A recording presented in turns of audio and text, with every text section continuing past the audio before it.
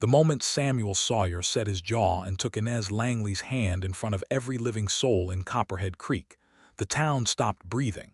Not the gentle pause of surprise, not the polite hesitation of social confusion.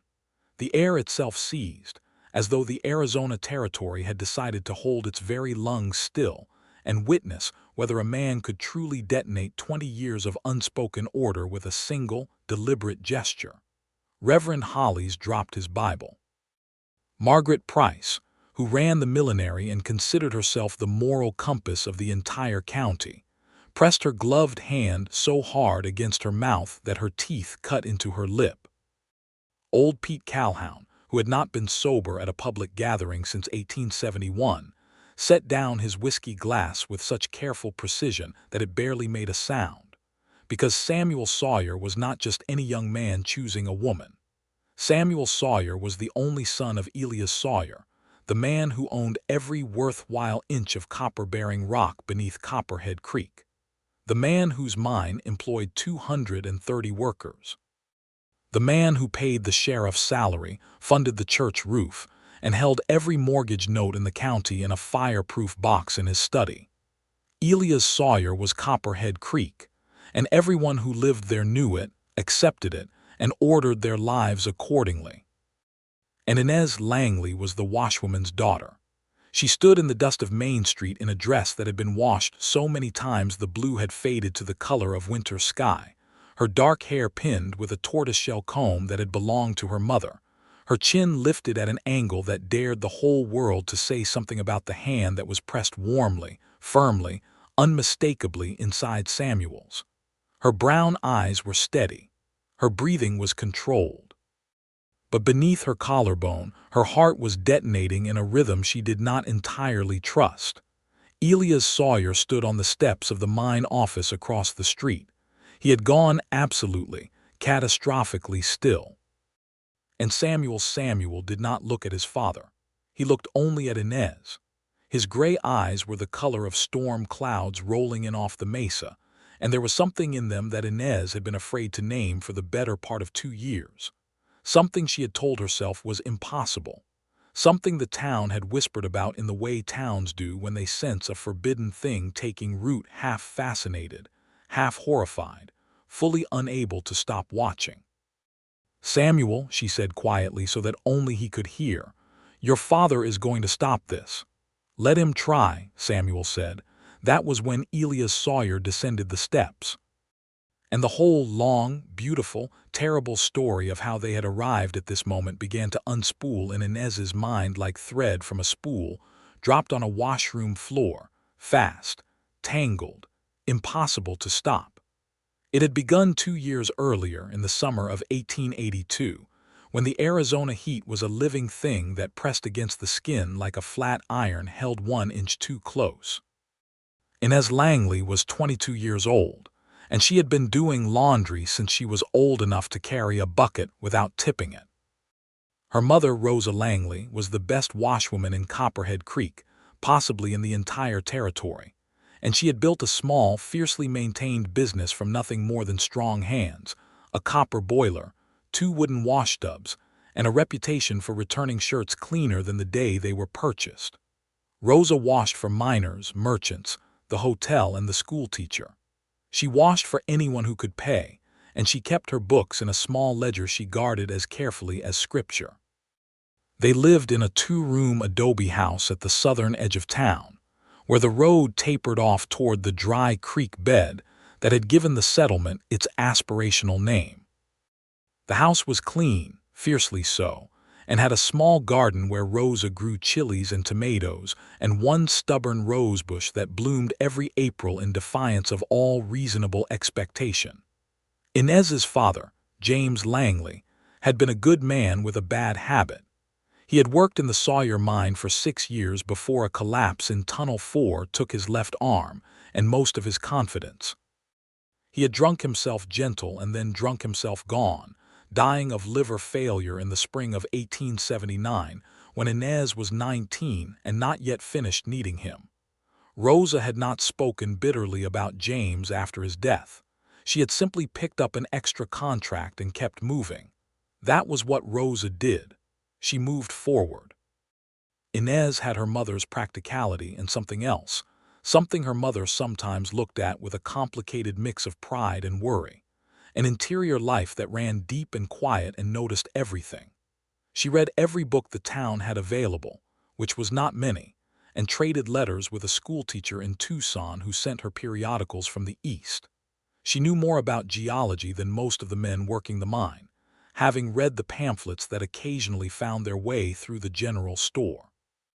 She knew about silver prices and copper futures and the way Eastern capital was beginning to notice the territory. She was not supposed to know these things. The town was not entirely sure what to do with a washwoman's daughter who understood things, so it mostly looked past her, which suited Inez reasonably well. The day she encountered Samuel Sawyer properly, not in the way of nodding past each other on the boardwalk, which had been happening for years, but properly with actual words and actual attention, it happened because of a fire. Not a large fire. A small one, specific and damaging, in the back room of the mine office where several months of wage ledgers were stored. The fire was attributed afterward to a coal oil lamp left unattended, though Inez, who noticed everything, had her private doubts about that explanation. What mattered for the purpose of what happened next was that the fire destroyed a season of records, and Inez Sawyer, who was nothing if not methodical, spent 3 furious days attempting to reconstruct them from memory and invoice copies. In those 3 days, he also managed to send an enormous load of tablecloths, napkins, and formal shirts to Rosa Langley's wash line, because he had planned a dinner for a group of Eastern investors who were coming to discuss a second shaft, and everything had been stored in the same back room as the ledgers and smelled definitively of smoke. Rosa Langley had taken the contract. She had also taken ill that same afternoon, a summer fever, nothing catastrophic, but enough to put her to bed with cold cloths on her wrists and strict orders from Inez to stay horizontal, which meant Inez delivered the finished laundry herself to the mine office, carrying it in 2 large wicker baskets balanced on a wooden yoke across her shoulders. Samuel Sawyer opened the door. He had been working inside at the reconstruction effort. He was 25 that summer, already running the payroll operations for his father, not yet fully his own person, but clearly in the process of becoming one. He had his father's height and a jaw that suggested the same capacity for stubbornness, but his eyes were different. Inez Sawyer's eyes were calculating. Samuel's were watchful in a different way, thoughtful, like someone who was always in the middle of a question. He looked at Inez in the doorway with her wicker baskets and her yoke and the afternoon sun making something complicated of the light around her dark hair, and he said without thinking, "You shouldn't be carrying that alone. Those baskets are enormous." Inez regarded him. "I carry them every week." "I know," he said. "I've seen you, it's too much weight." "Then perhaps your father's establishment could purchase a wagon for deliveries," Inez said pleasantly, with the particular tone she used when she was being precise rather than rude. Samuel blinked. Then he laughed, a short, genuine sound of surprise, as though he had not expected to be answered like that. Yes, that's actually a reasonable suggestion." "Most reasonable suggestions are," Inez said. He stepped aside to let her in. Then, instead of retreating to his desk, he followed her to the linen room where the tablecloths went and helped her unload and sort them, which was not something mine owners' sons did, and both of them knew it. They talked while they worked. Or rather, Samuel talked and Inez listened, and then responded, and it became rapidly clear to both of them that the other was more interesting than expected. She told him about the geological pamphlets. He told her about the reports he'd been reading from other mining operations in Colorado. She mentioned that Tunnel 4's western wall had always seemed structurally compromised to the men who worked it. Her father had said so, years before the collapse. Samuel went very quiet at that. His expression shifted. He said, "Your father was James Langley, not a question." "Yes," Inez said. "He was right about that wall," Samuel said carefully. "My father knew it." He commissioned a survey that came back uncertain, and he chose to read it as favorable. I was 17 when the collapse happened. I've never— He stopped. His jaw tightened. I'm sorry about your father. Inez felt something move in her chest, not forgiveness precisely, not yet, but the acknowledgement of it, the fact that he knew and that it cost him something to say it meant something. Thank you, she said. She picked up her empty baskets. She left. She did not allow herself to look back at him on the way out, but she thought about him for the rest of the week. That annoyed her. She was a practical woman, and she understood perfectly well the geometry of their respective positions. He was the mine owner's son. She was the washwoman's daughter. The distance between those 2 points was not merely social. It was structural, reinforced by money and by the particular cruelty of small towns that enforced their hierarchies more rigidly than courts of law. To think about Samuel Sawyer was to invite a specific kind of foolishness, and Inez Langley did not consider herself a fool. She thought about him anyway. He, it turned out, had been doing some thinking of his own. She discovered this 3 weeks later when he appeared at the wash line on a Tuesday morning under the pretense of checking that the mine's order was ready, which it obviously was, since Rosa Langley had never been late in 20 years of business. He stood there in his good shirt and his hat and asked about the order, and Rosa, who was a sharp woman with excellent instincts, looked at her daughter and looked at the young man and very calmly went inside to check her ledger for a long time. Was there something else? Inez asked. There's a lending library, Samuel said. In Tucson, I have a subscription. I can request books by letter and they send them on the stage. I thought you might want to borrow some, given what you mentioned about the geological pamphlets. Inez set down the shirt she was pinning. You remembered that. I remember most things you say, Samuel said, and then looked as though he had not entirely intended to say that. The silence between them was warm and careful and full of things that neither of them said. The desert wind moved through the clean laundry on the line around them, the white sheets billowing like sails.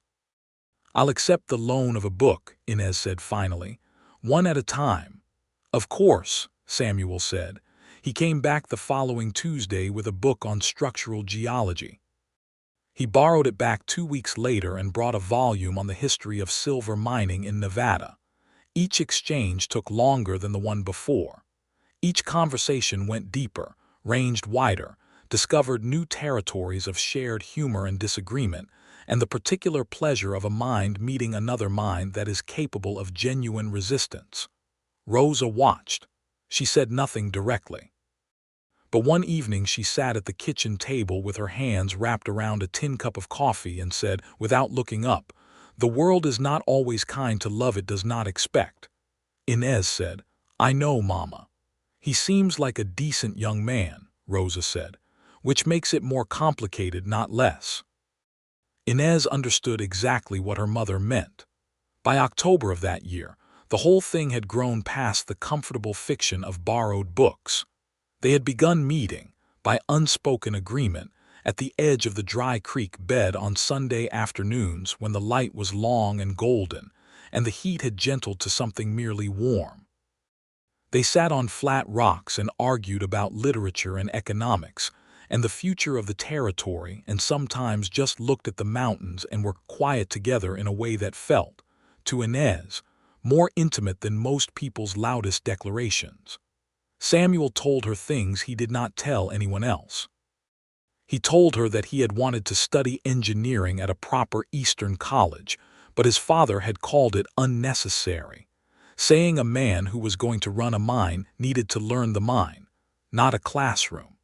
He told her about the loneliness of growing up the only son of a man who saw him primarily as an investment in the future of Sawyer mining. He told her that his father had been negotiating a marriage arrangement with the Pendleton family in Prescott. Their daughter, Adelaide, who was perfectly nice, and whom Samuel felt nothing for whatsoever, because the Pendleton patriarch owned water rights that would benefit the mine's expansion significantly. "It's a business arrangement," Samuel said. He threw a stone into the dry creek bed. "Father has never said so directly. He would never be so crude, but that's what it is." "And what do you intend to do about it?" Inez asked. Samuel looked at her. The long afternoon light was in his eyes, and his expression was the one he wore when he had already decided something and was working out how to say it clearly. "I'm working on that," he said. Inez made herself hold his gaze without letting her face betray the sudden racing of her pulse. "Work quickly," she said. "Adelaide Pendleton will not wait indefinitely, and neither will the water rights." It was the closest she had come to saying any of it directly. Samuel recognized it, and the look that crossed his face was something between joy and pain, which she understood to be the precise emotional register of someone who wanted something that would cost them enormously. What happened next happened fast, because in small towns, hidden things have a way of becoming visible whether anyone intends them to or not.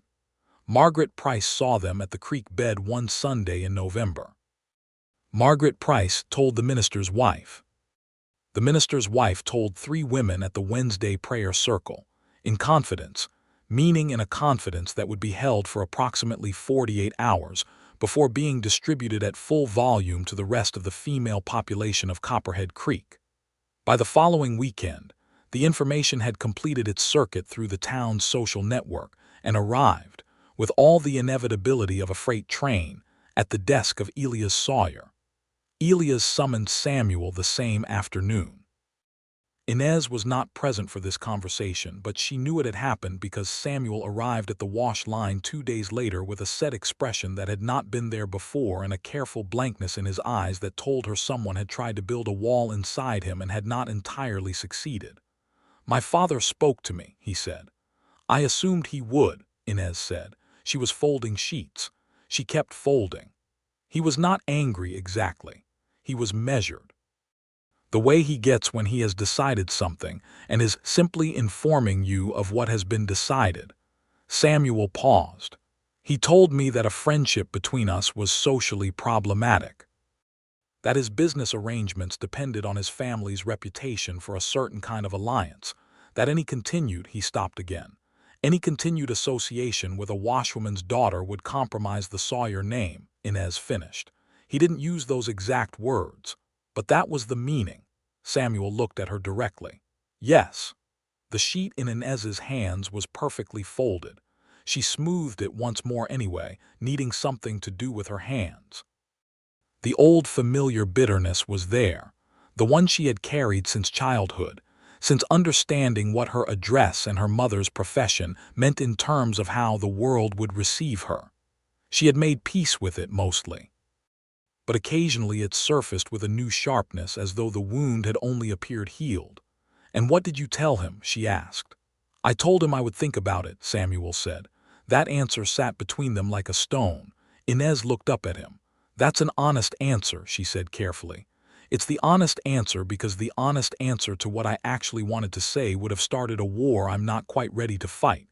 Not yet." His voice was low and direct. "Inez, I need you to understand something." She waited. "What I feel about you is not something my father can reclassify as a social inconvenience," he said. "It isn't going to be resolved by sending me to Prescott to look at Adelaide Pendleton's family water rights. But I know what this would cost you. Not just me. You. The town would make your life difficult in ways I need to think carefully about how to protect against before we—" "Samuel," Inez said quietly. "I have been managing the ways this town makes my life difficult since I was a child. I don't need to be protected from it. I need to know if you intend to stand up to it." The silence that followed was long and honest. "I'm going to stand up to it," Samuel said. "I need 2 things first. I need to ensure you and your mother cannot be economically harmed for it. And I need to look my father in the face and tell him the truth. When I do both of those things, I will be ready." Inez nodded slowly. She believed him. That frightened her somewhat, the ease with which she believed him, the depth to which she had allowed this man to matter. "Then work quickly," she said again. The economic protection problem turned out to be the more soluble of the 2. Samuel, through his control of the mine's payroll accounts, arranged quietly for Rosa Langley's laundry contract to be restructured. What had been an informal arrangement became a formal written contract with the Sawyer Mining Company, at a rate that was genuinely fair, for a term of 3 years. Rosa received the contract in the mail with no explanation. She unfolded it, read it twice, folded it precisely, and put it in her ledger box. She said to Inez that evening, "Someone is trying to make sure we can't be dismissed." "Does that bother you?" Inez asked. Rosa was quiet for a moment. "No," she said finally. "It tells me he understands what he's asking." The second problem, the conversation with Elias, proved more complicated. November became December and the Arizona winter settled in, cold at night and brilliantly clear by day. The mine was running well. The Eastern investors had returned twice more. Elias Sawyer was at the height of his influence and confidence, and he had begun, with characteristic efficiency, to apply pressure of a more social variety, inviting the Pendleton family for a Christmas visit, seating Samuel next to Adelaide at every opportunity, mentioning in public and in private the various merits of a mining family alliance with a water rights family. Adelaide Pendleton was, as Samuel had said, perfectly nice. She was also 23 years old, educated in Prescott, fond of embroidery and church socials, and completely aware that she was being presented as a solution to someone else's problem. She was not stupid. On their second meeting, she contrived to speak to Samuel alone for 5 minutes while their fathers discussed water tables, and she said to him, with a directness that surprised him, "I have no interest in a marriage where the husband is in love with someone else. I find it undignified for everyone involved." Samuel stared at her. "I'm not." "You are," Adelaide said firmly. "I've been watching you for 2 days, and you have the look of a man who is working out how to say something that will destroy something else. I recognize it because my cousin had it before he finally told his father he was not going to marry the banker's daughter. It cost him considerably, and it was absolutely the right thing." She tilted her head. "I assume you're someone else is not suitable in your father's estimation." "She is the most suitable person I have ever met," Samuel said, with a certainty that surprised even him. "My father's estimation and my own are simply not the same." Adelaide nodded crisply. "Then tell your father it's kinder to everyone." She paused. "She is fortunate. Whatever else, she is fortunate." Adelaide Pendleton went back to Prescott the day after Christmas, and nothing further was said about water rights alliances, at least not immediately, though Elias did spend several evenings in grim silence that his housekeeper reported at length to the minister's wife. January arrived bitter and bright. Samuel had his conversation with his father. He told Inez about it afterward, sitting on the flat rocks by the dry creek bed in winter coats, their breath making small clouds in the cold air. He told it plainly, without dramatic embellishment, because Samuel Sawyer was a plain-spoken man when it came to things that mattered. He had gone to his father's study in the evening. He had sat down. He had told Elias clearly and without preamble that he was in love with Inez Langley, that he intended to court her properly, and that he would be grateful for his father's blessing but would proceed without it if necessary. Elias Sawyer had said nothing for a very long time. Then he had said, "You understand what you're proposing to throw away." "I understand what you think I'm proposing to throw away," Samuel said. "What I understand that you don't is that a life built on a foundation you don't believe in is not actually worth the material it's constructed from." Elias' face had gone the particular color it went when he was at the edge of his composure. "Her father was a drunk," he said. "Her mother washes other people's dirt. Her father was injured in your mine on a shift he should have been warned off of," Samuel said, and his voice was very steady. "Her mother built a business from nothing with no help from anyone in this town and has never once been late on a payment in her life.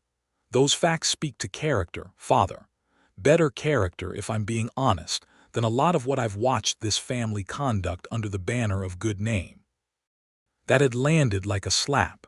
Elias had stood up. He had walked to the window and stood there for a long time looking at the mine works by lamplight.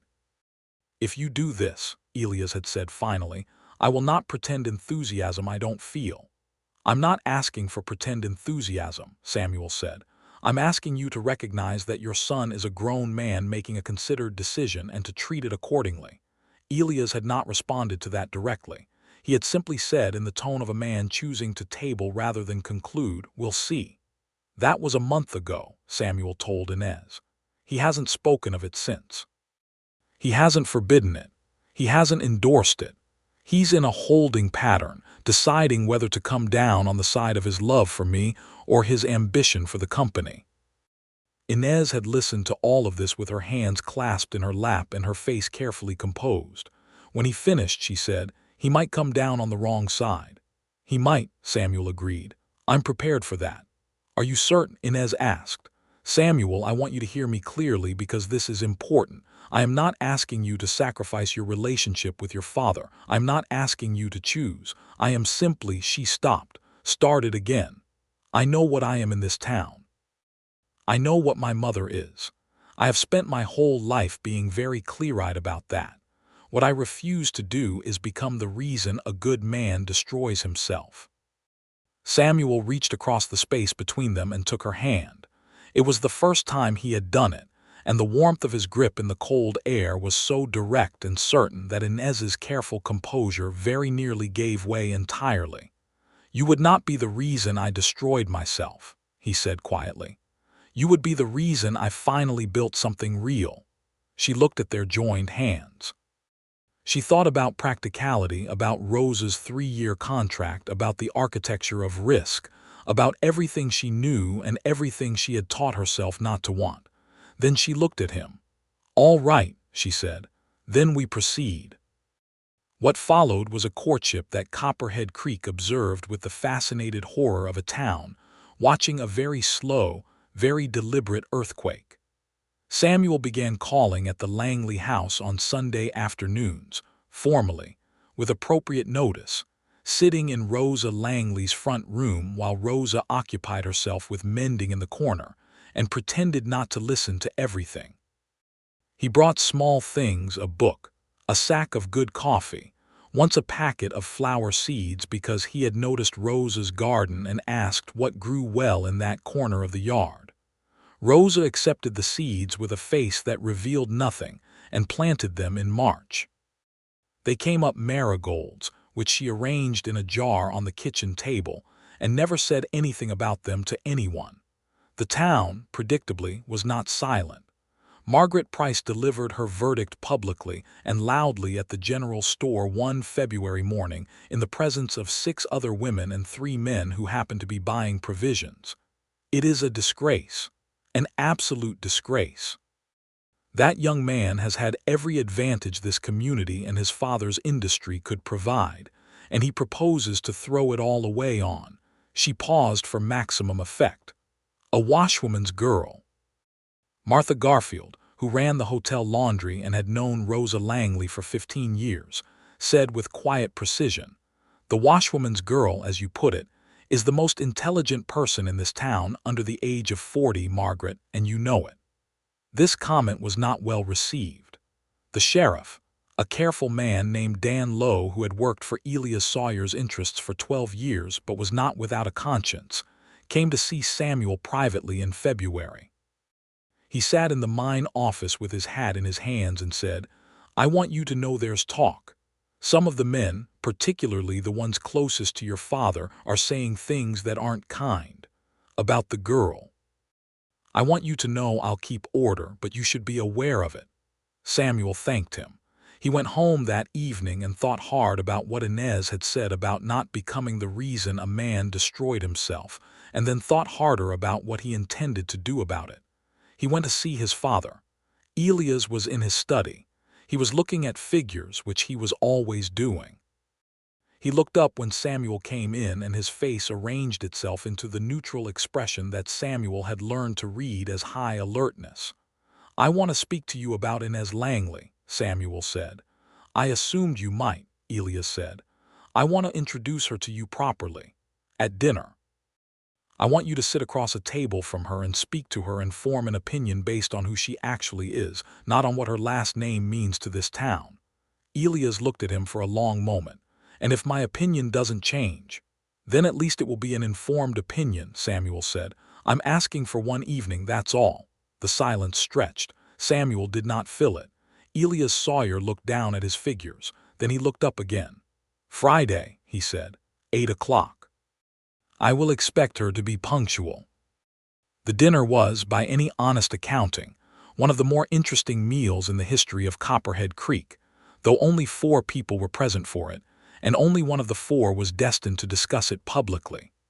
Rosa Langley was not present. Samuel had asked Inez alone, which Rosa had endorsed with a single look that communicated, "You are ready for this." Inez wore her best dress, which was a deep green wool that suited her coloring well and had been refitted twice to last. Her tortoiseshell comb was in her hair. She arrived at exactly 8 o'clock. The housekeeper, Mrs. Aldridge, let her in with an expression that she was working very hard to keep neutral. Elias Sawyer was in the parlor, standing near the fireplace, and he turned when she entered with the evaluating eye of a man who had made a career of assessing value. Inez met his gaze and held it. "Miss Langley," he said. "Mr. Sawyer," she said. "Thank you for the invitation." Samuel was at her side, and she could feel the careful tension in him, the wish to protect, held in check by his understanding that protection was not what this moment required. The dinner lasted 3 hours. Elias Sawyer was, whatever his other qualities, not a stupid man. He had not built a mining company from a single unpromising shaft to a 200-man operation through stupidity. He had a rigorous and genuinely curious mind, and despite everything he had told himself about what this evening was, a formality, a concession, a performance of fairness, he found himself, before the soup course was finished, actually engaged in a conversation he had not expected. Inez had read one of his annual reports. She had read it carefully, and she had a question about the projected yield estimates for the eastern shaft that was, as Elias discovered when he considered it, genuinely perceptive. The conversation about it went somewhere he hadn't anticipated. She had also, it turned out, read the Pima County Geological Survey from 1879 and had thoughts about the mineral distribution data that related directly to where the second shaft should be positioned, thoughts that aligned, disconcertingly, with the opinion of the expensive Eastern engineer Elias had consulted the previous year. He did not tell her that, but she saw the slight shift in his expression, and she read it correctly. After the main course, while Samuel was refilling the water glasses, Elias said to her quietly, "You know this town has a view of your situation." "I'm aware," Inez said. "This town has had a view of my situation since I was born into it. I've never found the town's views to be particularly accurate about anything that mattered." Elias almost smiled, almost. "And my son's interest in you, what is your view of that?" Inez looked at him steadily. "Your son is the most honest person I know, Mr. Sawyer. He is also capable of genuine generosity without requiring an audience for it. Those 2 qualities are rarer than copper in my experience." Elias was quiet for a moment. Samuel returned with the water. The 3 of them ate dessert. Mrs. Aldridge had made a dried apple pie, in a silence that had changed its quality somewhat from the beginning of the evening. At the door when she left, Elias Sawyer said, "Good evening, Miss Langley." His voice was not warm exactly, but it was not what it had been.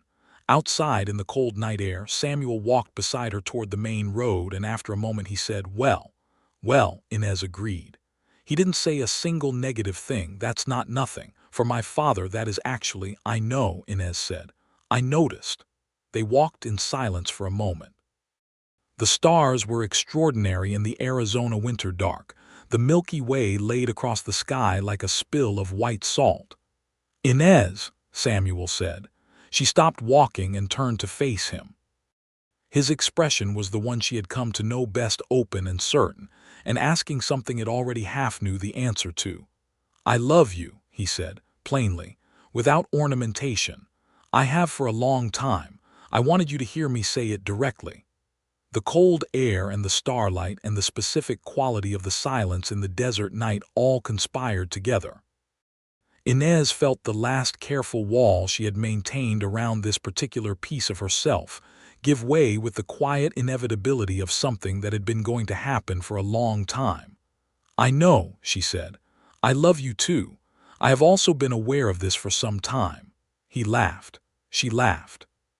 Then he took her hand in both of his and held it, and they stood there on the dark road outside his father's house for a few minutes, simply existing in what they had finally, plainly acknowledged. Rosa Langley was awake when Inez came home. She was at the kitchen table with her coffee, reading by lamplight. She looked up at her daughter's face and read it like the familiar text it was. "He told you," Rosa said. "Yes." Rosa looked at her coffee for a moment. Then she said, "He's a good man." "Your father was a good man too at the start. Being a good man isn't always enough." "Mama," Inez said gently, "Samuel is not Papa." Rosa was quiet for a long time. Then she nodded, just once, with the careful precision of someone conceding a point they had been examining from every angle. "No," she said. "He's not." Spring came to the territory with its particular extravagance, the desert blooming in colors that seemed improbable against the red rock and dust. The marigolds in Rosa's garden came up, and the rosebush produced 6 flowers in 1 week, which Rosa noted without comment. Samuel and Inez were, by this point, undeniably, publicly, visibly in a courtship that the town had stopped pretending to be merely a social acquaintance. He walked her home from the reading circle she had joined at the school. She attended the Mine Company's spring social and stood with him in a way that was completely unambiguous. The reactions were varied and documented. Sheriff Lowe nodded at Samuel when he saw them together and kept moving, which was as much endorsement as his position allowed him to offer.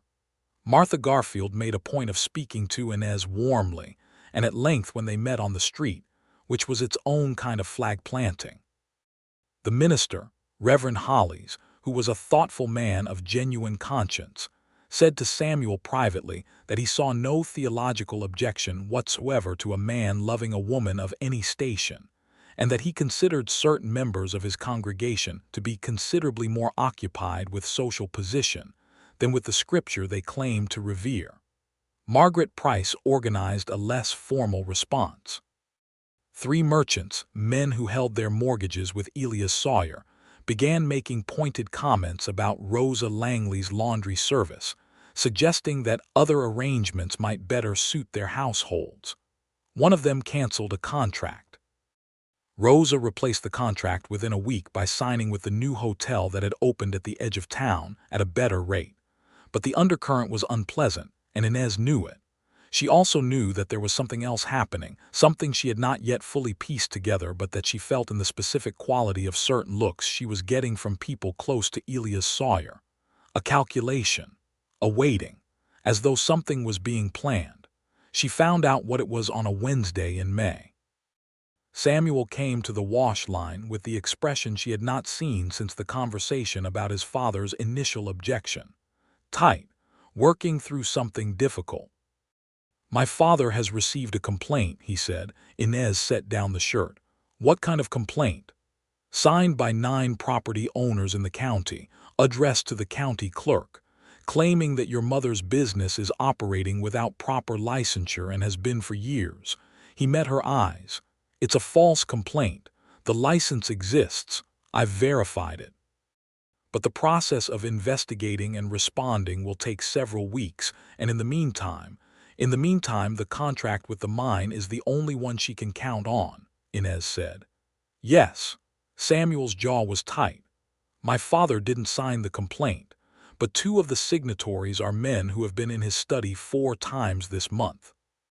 Whether he directed it or simply failed to stop it, it doesn't much matter," Inez said. She was surprisingly calm. That deep, practical part of her had recognized this shape of thing before, the town attempting to enforce its hierarchies through the mechanisms available to it. The anger was there, but it was old and familiar, and she knew exactly what to do with it. "I need you to stay out of this particular fight," she told Samuel. He looked at her sharply. "Inez, listen to me. If you intervene directly, it gives the complaint more weight. It makes it look like there's something to protect. My mother and I are going to handle this ourselves through the county clerk's office with documentation. Then I need you to talk to your father, not to argue, to ask him directly whether he signed it or permitted it. And if he permitted it, then we'll know exactly where we stand, Inez said, and we'll decide from there. Rose's response to the complaint was magnificent in its simplicity. She produced, from her small fireproof box, a copy of her business license, 3 years of tax payment receipts, every signed contract she had ever held, and a letter from the county assessor's office confirming her good standing, all of which she presented to the county clerk in person the following morning, dressed in her best and accompanied by Martha Garfield, who served as a witness and brought her own stack of documentation attesting to Rose's business practice. The complaint was dismissed in 11 days. Samuel, meanwhile, had the conversation with his father. He came to Inez afterward, and he was quiet for a moment before he spoke, which told her the content before he said a word. He didn't sign it, Samuel said, but he knew about it 2 days before it was filed. He chose not to intervene. The silence between them held that information. He chose not to intervene, Inez repeated. He said. Samuel stopped, started again. He said he had hoped the difficulty would clarify my thinking. That's honest, at least, Inez said. I told him that his choice had clarified my thinking considerably, Samuel said. I told him that the woman he allowed to be harassed through a false legal complaint was the woman I intend to marry, and that if he wanted to retain any part of his relationship with his only son, he needed to understand what that meant. Inez went very still. Her heart was doing something complicated and structural in her chest. You said intended to marry, she said. I did, Samuel said. He looked at her with the gray storm cloud eyes she had been reading for nearly 2 years. I should have said that to you first before I said it to him. That was backwards of me. I apologize. He reached into his coat and produced a small ring simple, a thin gold band with a single round garnet, deep red, the color of the desert at sunset. This was my grandmother's, my father's mother, who came out here from Missouri with $30 and a mule and built a house before there was a town to build it in. I think she would have liked you.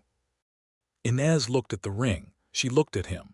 The old careful part of her considered all of it, the town, the father, the cost, the complexity, the years ahead that would be neither simple nor uncomplicated. And then she held out her hand. He slid the ring onto her finger. It fit as though it had been waiting. Yes, she said. She had not been asked directly, but the answer had been waiting in her as long as the question had been waiting in him. Yes. He pulled her to him, and she pressed her face briefly against his shoulder and breathed. And for a long moment the dry creek bed, and the desert, and the blue winter sky of Arizona, and every complicated, beautiful thing about this place held them both perfectly still. They announced the engagement that Sunday, after the service, standing together on the steps of the church in the warm May morning while the congregation filed out. Samuel spoke clearly and without drama. He introduced Inez Langley as his intended. He thanked Reverend Hollies.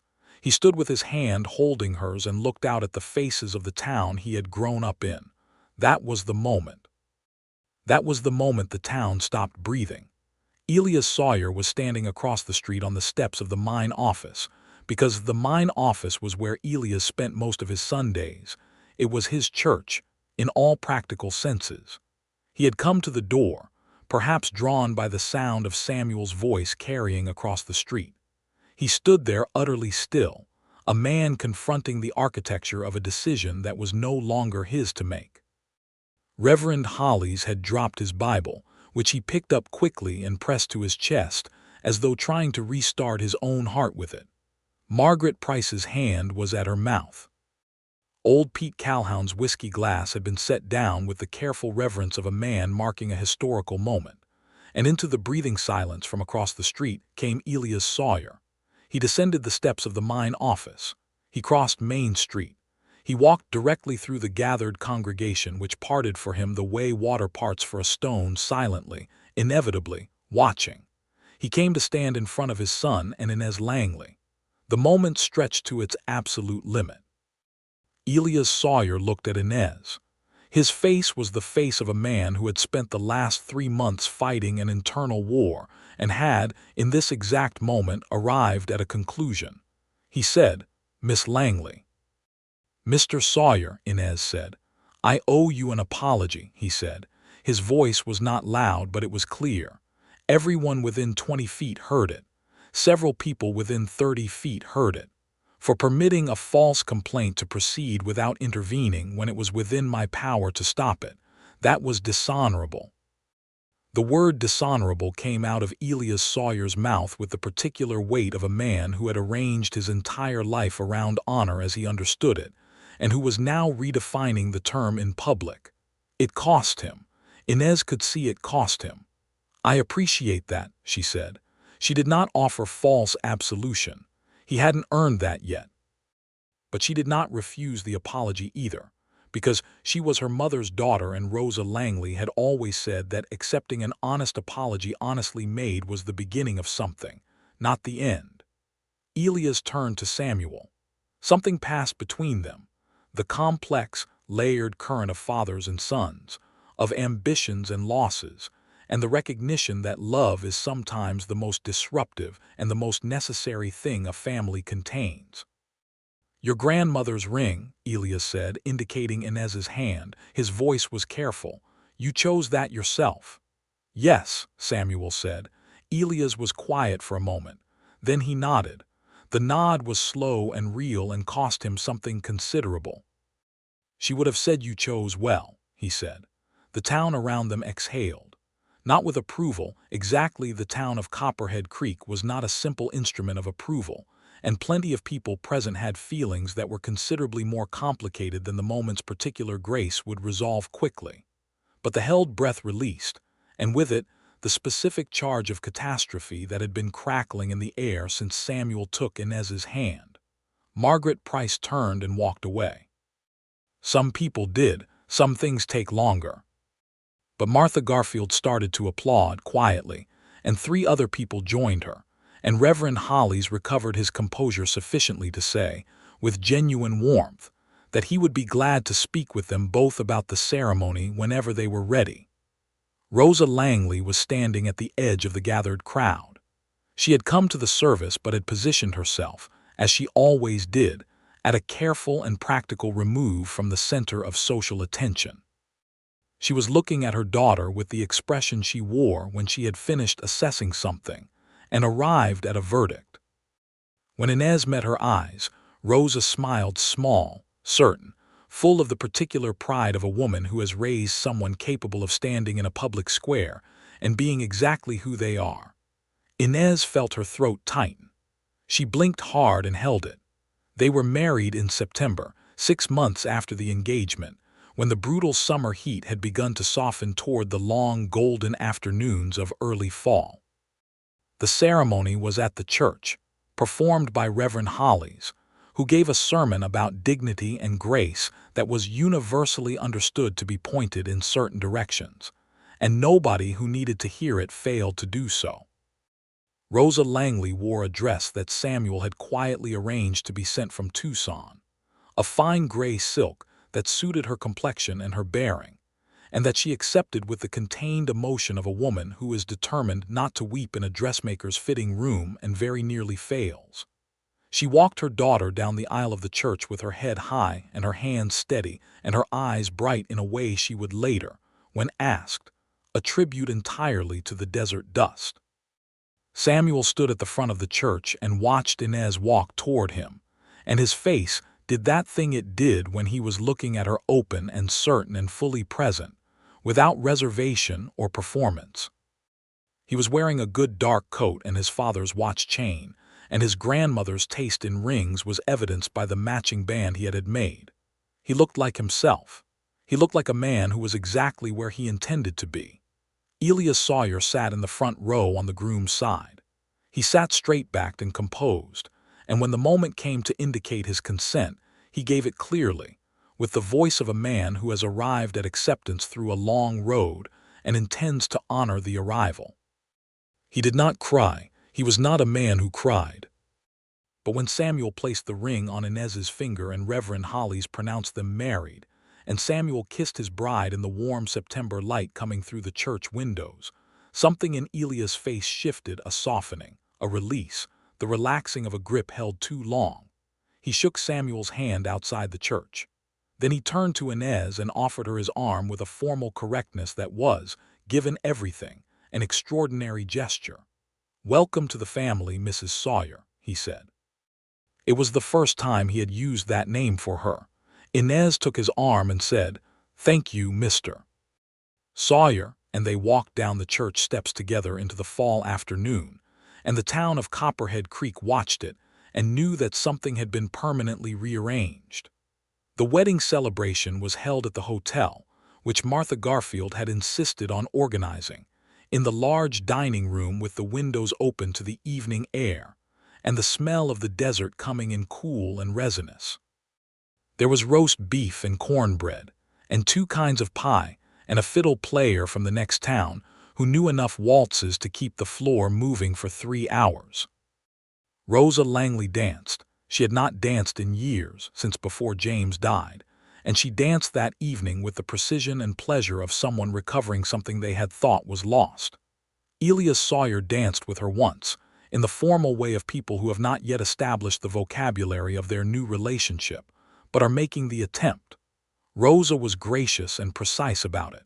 When it was over, he thanked her and she nodded, and they were both satisfied that the attempt had been made. Samuel and Inez danced together as though they had been doing it for years, which in some sense they had, the long practice of 2 people learning the rhythms of each other's minds translating. It turned out, naturally and beautifully, into the physical. They spun slowly under the lamplight, and Inez pressed her face briefly against his cheek and said quietly, "We did it." "We did it," Samuel confirmed. His hand was warm against her back. "And the town is still standing." "More or less," Inez said. "Margaret Price has not appeared." "Margaret Price will come around," Samuel said. "Give her 2 years." "She'll need 3, Inez said. They both laughed. They danced until the fiddle player went home. They moved into a house Samuel had built, not the grand house on the hill that his father occupied, but a good solid house on the west side of town, larger than the adobe where Inez had grown up but warm in the same way, with a deep porch for the evenings and a kitchen with proper windows and a study with 2 desks, because they both needed one. Rosa's wash line was visible from the kitchen window, which was entirely intentional. Rosa accepted the new proximity with dignified pleasure, continuing her business, expanding it gradually. She took on an assistant in the winter of 1883, a young widow named Carrie Dunn who turned out to be quick and reliable, and who became, over the following years, something close to family. Samuel continued running the payroll operations for the mine, and began, gradually, to take over more of the operational management from his father, who was getting older and whose heart had begun behaving unpredictably. The second shaft was sunk in 1883, in a position that aligned, as it happened, with the geological observation Inez had made at dinner 2 years earlier, a fact that Elias acknowledged to Samuel privately and never mentioned publicly, which was as much credit as he was capable of giving, and which Samuel considered to be a reasonable piece. Inez began teaching. Not formally, at first. The school was full, and the board was not ready for the conversation that would result from appointing a washwoman's daughter to a teaching post. But she began helping in the evenings and on weekends with students who needed extra work, and she did it so effectively and quietly for so long that, when the school board finally needed a second teacher in 1884, the appointment of Inez Sawyer was the obvious practical choice. And most of the people who had once said, "the washwoman's daughter," said it now in a different register, not as a diminishment, but as a mark of origin, of a particular kind of hard-won story. Margaret Price came around in 2 years and 3 months, which Inez noted with private satisfaction. She came around in the specific form of bringing a difficult algebra problem that her nephew was struggling with to Inez for help, which was not a social visit, but was a recognition that Inez possessed something valuable and useful, which was enough of a beginning. Within 6 months they had achieved a civil working relationship, Within a year they could be said to be genuinely cordial. The world had been rearranged, and Margaret Price, whatever her other qualities, was practical. In April of 1884, Inez discovered she was expecting their first child. She told Samuel on the porch of their house in the evening, with the desert going orange and pink around them and the first stars beginning to appear. He sat with the information for a moment, very still, and then something broke open in his face, pure, unguarded, enormous, and he pulled her to him with a gentleness that was somehow also a ferocity, holding her as though she were both precious and solid, as though she were the most real thing in the world. "A boy," he said, "or a girl, or anything. Anything at all. Any of the above," Inez agreed, her face against his shoulder. "I have no preference." "I have no preference either," Samuel said. "I'm terrified." "Good," Inez said. "So am I. That seems correct." They told Rosa the next morning. Rosa received the news in the way she received most significant things, with a stillness that compressed enormous emotion into a very small, very precise external expression. She put her coffee down. She stood up. She held her daughter's face in both hands and said something in Spanish, very quietly, that she did not translate. Inez understood it anyway. They told Elias at Sunday dinner. Elias Sawyer, who had been managing his new role as father-in-law to Inez with a combination of genuine effort and ingrained formality, heard the news and went very still in the way he did when he was processing something that mattered. He set down his fork. He looked at his son, and then at his daughter-in-law, and then he said, with the careful plainness of a man who did not have a large vocabulary for emotion but was making the attempt, "That's very good news." He meant it. Inez could see that he meant it. She smiled at him across the dinner table, and he almost smiled back, which was, from Elias Sawyer, a declaration. The baby was born in December of 1884. In the same month the mine set a new production record. He was a healthy, substantial boy with Samuel's gray eyes and Inez's dark hair, and an expression of complete imperious certainty that made Samuel laugh the moment he first properly saw it. They named him James, for Inez's father. The naming was Inez's suggestion and Samuel's immediate and unreserved agreement. When they told Rosa, she had to leave the room for a few minutes, and when she came back her eyes were red but her back was straight, and she held the baby with the careful tenderness of someone receiving a second chance at something they had thought was finished. Elias Sawyer held his grandson for the first time with the particular expression of a man being confronted with evidence that rearranges something fundamental. The baby looked up at him with those gray eyes, utterly calm and entirely himself, and Elias said something very quietly that Samuel, standing nearby, later reported to Inez as being along the lines of, "Well, here we are." It was not poetry, but it was real, and real was what they had always been working toward. The town of Copperhead Creek continued to be what it was: complicated, imperfect, full of people in various stages of adjusting to a world that kept insisting on being larger than their previous expectations of it. Tunnel 5 was sunk in 1886, and the mine expanded again, and Samuel took over full management when Elias' heart gave him serious trouble that winter. Elias retired to a quieter version of himself, coming into the mine office for a few hours each morning, and spending the afternoons in his parlor, where he had developed, to everyone's private astonishment, a habit of reading not business reports but actual books, which Inez supplied him with from her lending library subscription, and which he read with a methodical thoroughness that she recognized as the same quality that had made him a successful businessman. Now applied to literature with identical dedication. They had long conversations about what he read, in the evenings after dinner when the family gathered. These conversations were one of the things Inez valued most about the life she had built.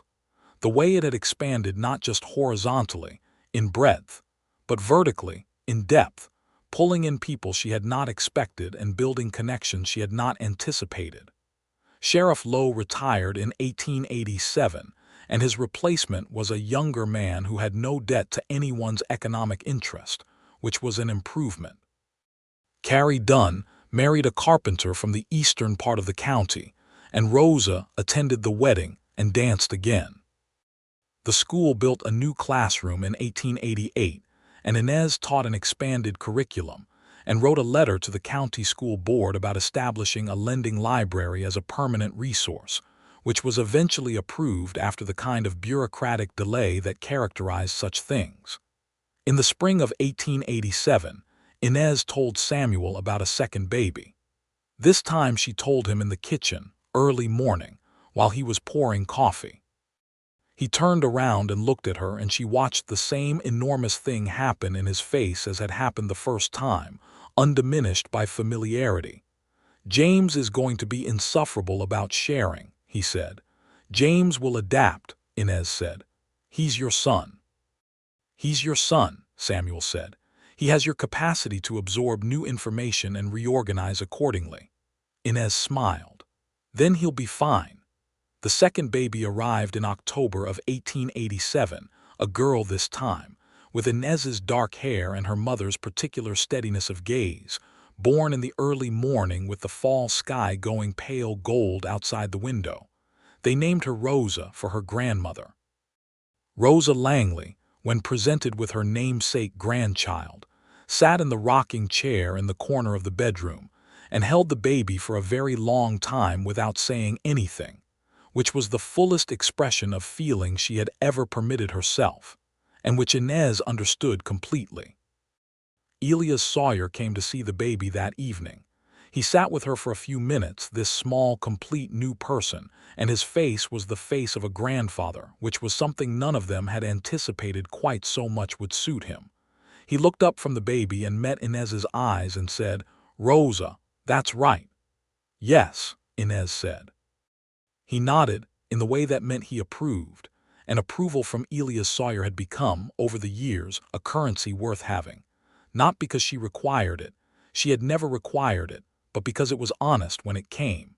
And there was something to be said for the honesty of a man who had started out as your adversary and arrived, through effort and evidence, at something else. Little James Sawyer was 3 years old and possessed of strong opinions about everything, including his new sister. His initial assessment was ambivalent. His secondary assessment, formed approximately 2 days after Rosa's arrival, was proprietary in a way that suggested she had been admitted to a very exclusive club that he alone controlled. Within a week, he had decided that she was his and he was hers, and this understanding persisted for all the years that followed. The years that followed were full. The mine produced well into the 1890s. Samuel made changes to the safety protocols. Things he had been wanting to change since his father told him about the survey that preceded his father-in-law's accident. Things that mattered in the way that prevented other families from receiving the particular category of loss the Langleys had received. There were no more collapses in Sawyer Mine. There was one accident in 1889, minor, a man's broken arm from a falling tool, which was thoroughly documented, and the safety process revised accordingly. The men who worked the mine noticed this. They noticed it in the way workers notice when management considers them human rather than machinery, and the quality of work and the rate of turnover both reflected it. Inez continued teaching until 1893, when she transitioned to the role of school principal after the previous principal moved to Tucson, a promotion that generated a brief revival of the Old Town commentary before the practical reality of her competence made further commentary seem simply beside the point. She ran the school with the same combination of precision and genuine care that she had always brought to things, and the students who passed through her school carried something from it that they were not always able to name but recognized throughout their lives. Margaret Price, by 1890, had become genuinely fond of Inez in the careful way of someone reforming a long-held prejudice, not dramatically but steadily, revising her understanding bit by bit until one day she looked up and realized she had revised it entirely. She never made a public statement about it. She simply began treating Inez Sawyer with the full weight of the social respect she gave to anyone of education and standing in the community, which was, from Margaret Price, the equivalent of a considerable public declaration. Elias Sawyer's health improved somewhat after the retirement, which his doctor attributed to the reduction in stress, and he lived into the late 1890s with a quality of life that his earlier years had not necessarily promised. He became a presence in his grandchildren's lives in the way that difficult men sometimes become better grandparents than they were parents, with a patience and availability that had not existed when the demands of building something were still upon him. James adored him and argued with him constantly, which delighted Elias in a way that nothing else quite did. Young Rosa was more cautious with him and watched him carefully, and he respected this with the instinct of someone who recognized that being watched carefully was what he deserved, and that earning the trust of a watchful person was worth the time. They had a third child in 1891, another son, whom they named Daniel, after no one in particular except that the name suited him, which they agreed on before he was born.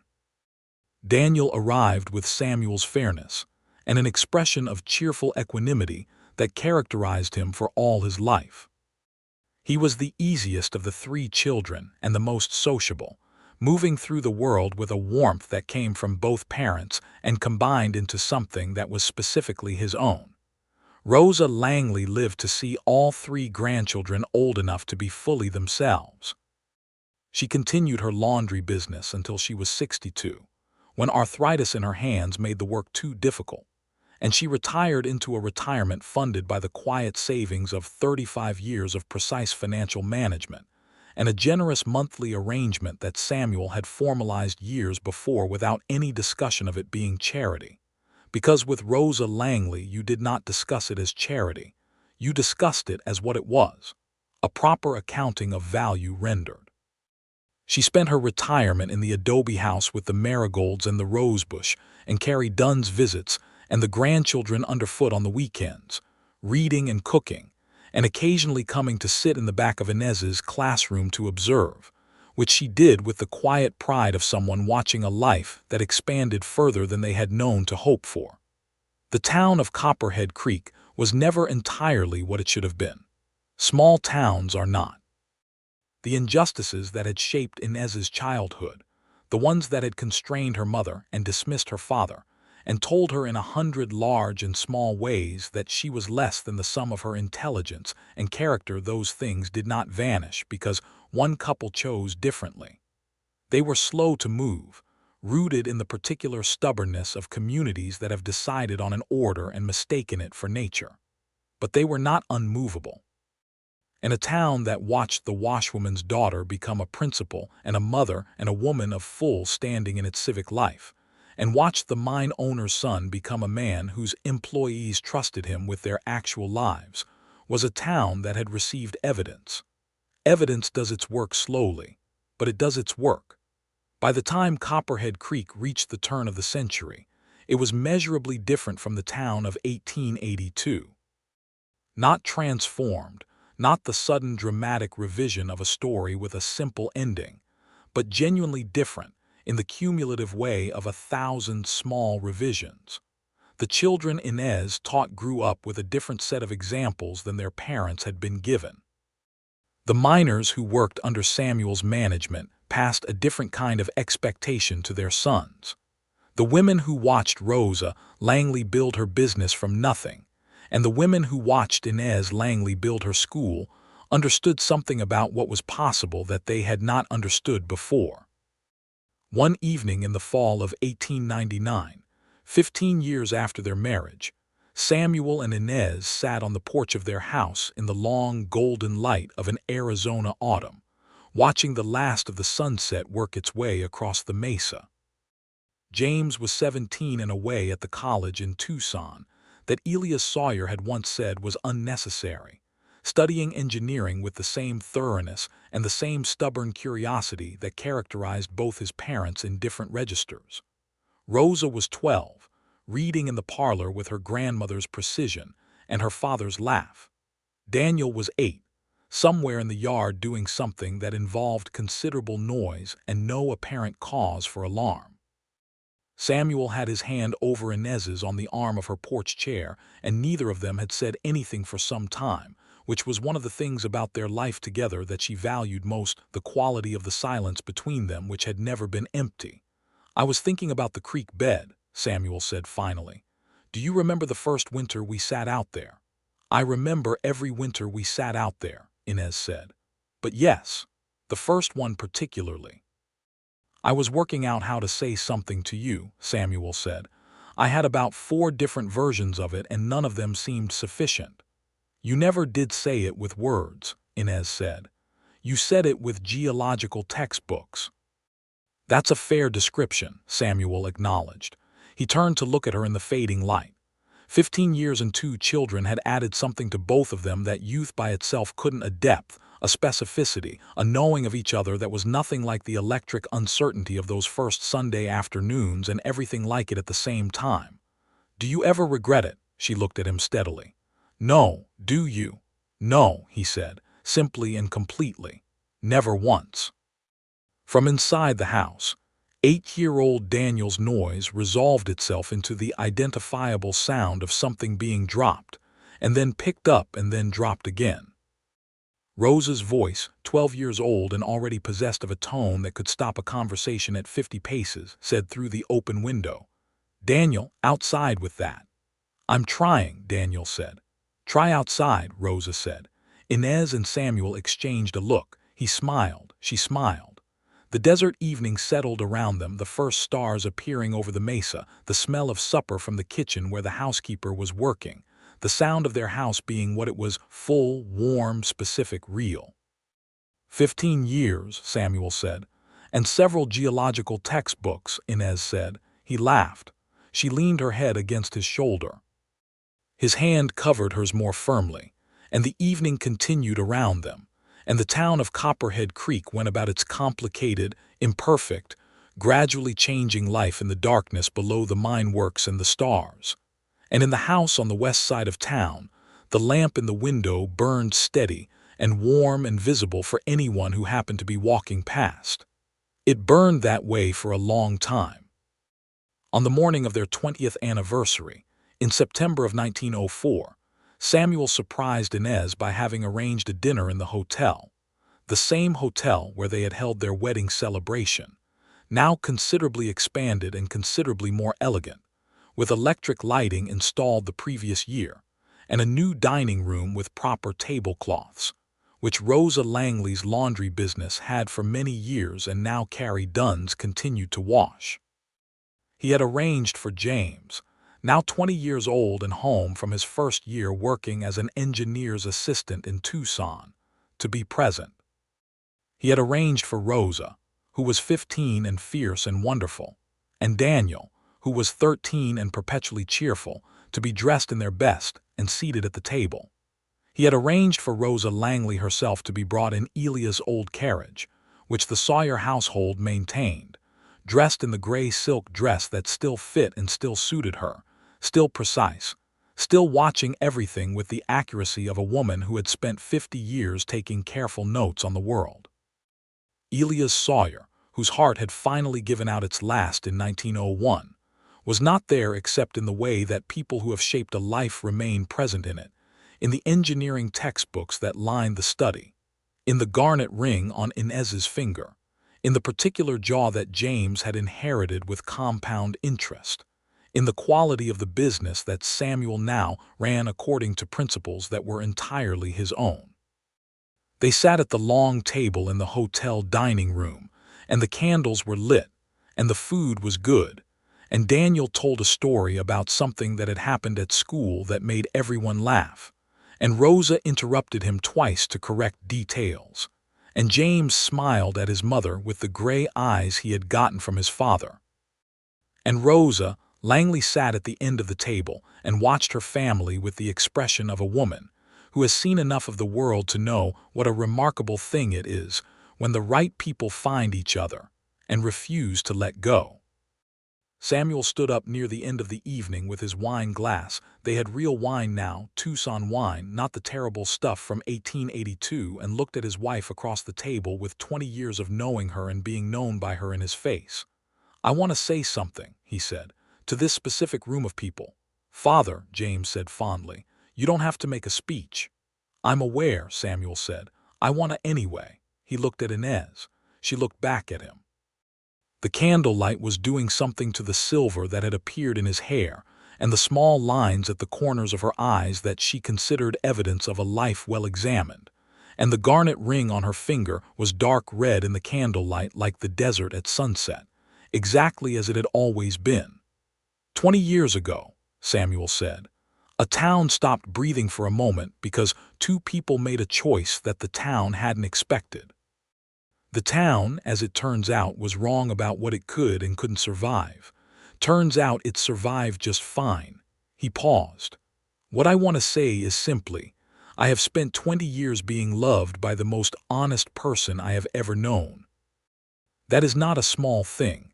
That is, as far as I can tell, the actual substance of a life. So," he raised his glass, "to the washwoman's daughter and the mine owner's son, who turned out to be exactly right for each other."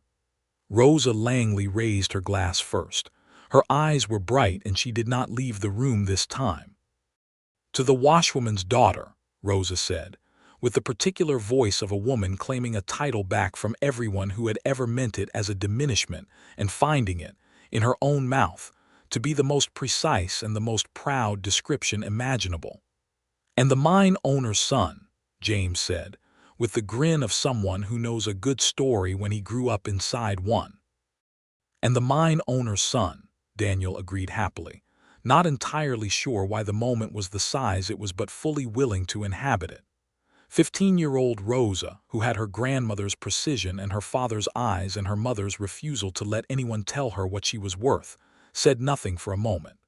Then she raised her glass, which held lemonade, which she had no objection to, and she said clearly and completely, "To all of us."